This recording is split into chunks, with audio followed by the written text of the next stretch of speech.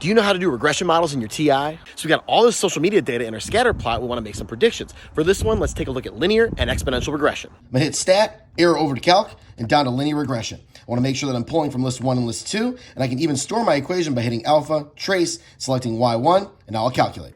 The closer my R values are to 1, the more accurate my model may be. But I also want to take a look at my residuals. I'm going to plot those in plot 2. So I'm going to turn that on. I'm going to arrow down to Y list, hit second, list, and select residuals. Now I'll hit graph.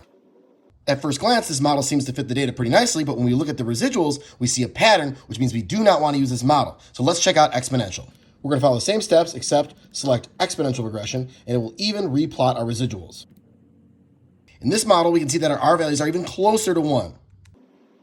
And we can see that this exponential model fits the data very nicely, and that my residuals are pretty random and closely packed around that x-axis, except for at the very end. Even though we had those last couple larger residuals, let's go ahead and use this model to predict 3 months out. I'm going to hit second, trace, I'm going to choose value, and we're going to type in 11. And the exponential model comes back with about 79,000 followers in 3 months. And whoo, man, as much as I like those numbers, I got to be careful when trusting the predictions from such a small data set, because with more time comes more data, and this model may change. So I think it's best if we check back in a few months and math it up again.